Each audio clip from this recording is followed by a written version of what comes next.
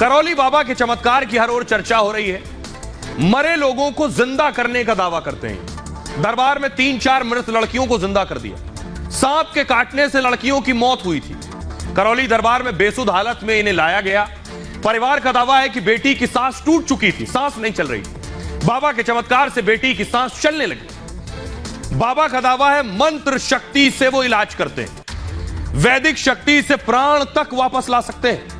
विज्ञान के मुताबिक मरे हुए व्यक्ति का जीवित होना मुमकिन नहीं है। कई लाइलाज बीमारी को ठीक करने का बाबा दावा करते हैं। रोग बनाने वाली स्मृतियों को ब्लॉक करने का दावा करते हैं। जैसे परिवार में किसी की मौत कैंसर से हुई तो संभव है कि कम इम्यून वाले सदस्य को यह बीमारी हो जाए। बाबा कहते हैं स्मृति की वजह से ऐसे रोग होते हैं और इसे ठीक करने के लिए स्मृतियों को नष्ट करना जरूरी है। वैदिक परंपरा से बीमारियों को ठीक करने का दावा करते हैं। बाबा के आश्रम में प्राकृतिक चिकित्सा भी होती है। मंत्र के साथ आश्रम में इलाज करवाने की भी सलाह देते हैं। बहरहाल बाबा की बात पर यकीन तब करिए जब डॉक्टर क्या कह रहा है। बाबा के दावे को भी सुनिए और डॉक्टर को भी सुनिए।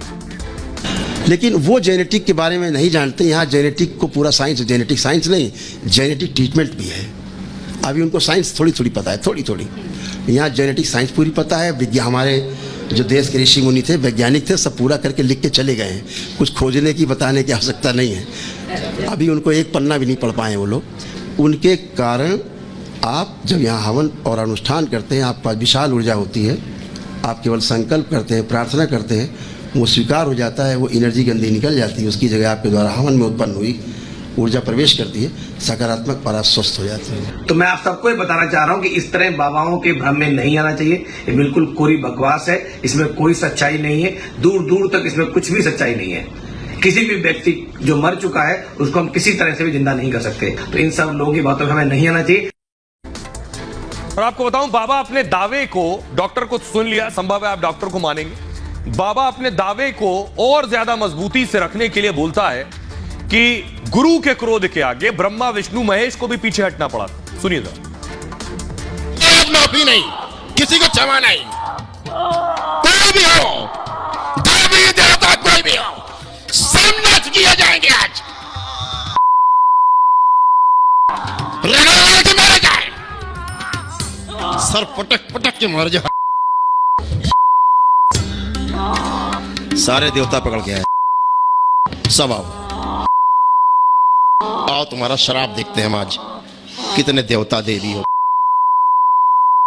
सब खींच के लाए जाएं। विष्णु स्तंभित, लक्ष्मी स्तंभित। कौन देवता आगे आना चाहता है? आगे आए। कौन इनकी बर्बादी चाहता है? आगे आए। तो बाबा दरअसल कह रहे हैं कि देवता चढ़ गए तो देवता भी उतार लेते हैं। काफिला देखिए जरा, लंबा चौड़ा काफिला, बड़ी बड़ी महंगी महंगी गाड़ियां हैं बाबा के पास। बाबा के पास समर्थकों का भारी हुजूम जुटता है और बाबा का संसार इससे चल रहा है। बाबा का काफिला देखिए जरा, वीवीआईपी की तरह बाबा का काफिला है। करीब 15 आलीशान गाड़ियां काफिले में होती हैं। 12 गाड़ियां आश्रम के गैराज में हर वक्त, 10 गाड़ियां साथ चलती हैं बाबा की। काफिले की कई गाड़ियां करोड़ों की हैं। करौली बाबा खुद भी कार चलाते हैं।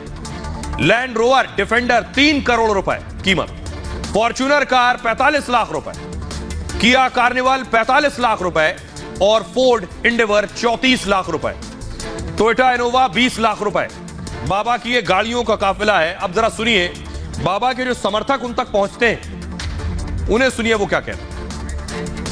इंजीनियर हूँ पेशे से। मैं यूनिवर्सिटी में पढ़ाता भी था रिजाइन करके। लोग यहाँ पर कह रहे हैं कि यहाँ अनपढ़ लोग, देहाती लोग आते हैं, तो मैं उनको बता देना चाहता हूँ मैं मैकेनिकल इंजीनियर हूँ और मैंने भी मेडिकल की दवाइयाँ जानता हूँ, साइंस के बारे में जानता हूँ। दवाई करवाई कोई फायदा नहीं, लेकिन 12 वर्षों से जो समस्या थी वो आके यहाँ 7 दिन में पूरी तरीके सही हो गया। और मैं गुरु जी का शिष्य हूँ और ये इन गुरु जी ने हमारे अंदर से ऐसी एनर्जी निकाली। मेरे वीडियोस है। अपने मित्र के साथ आए हूँ। इनकी एक्सीडेंट में एक आंख की रोशनी जा चुकी है।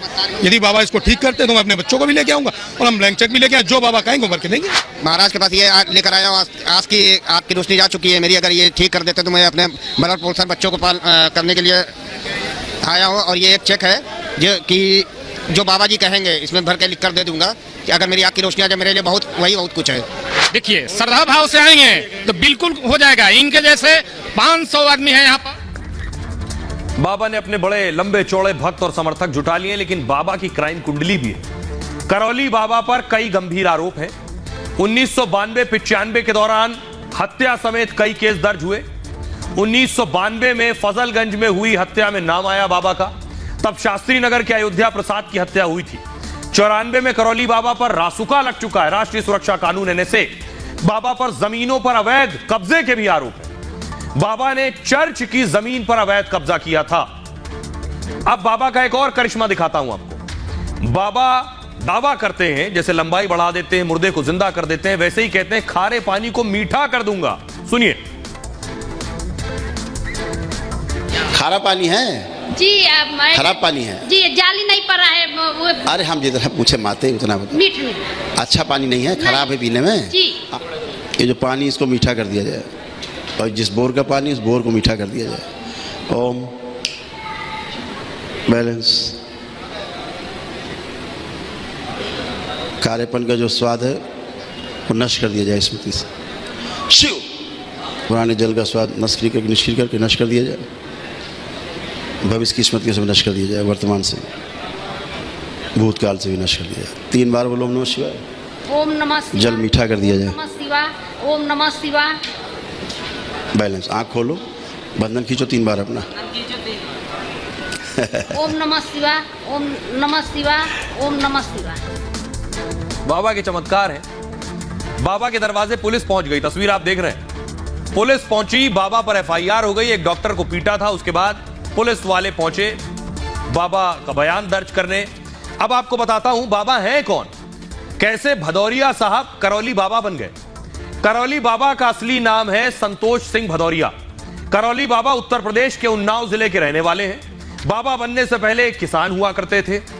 टिकैत के संपर्क में आए, चर्चित किसान नेता बन गए। सियासत में भी हाथ आजमाया और शिवसेना से भी जुड़े थे। फिर कांग्रेस नेता श्री प्रकाश जायसवाल के संपर्क में आ गए।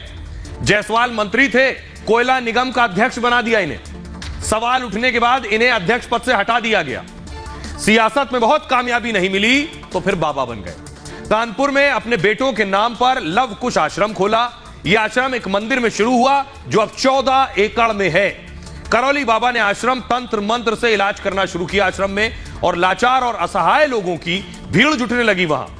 इलाज के लिए आश्रम में रोज 4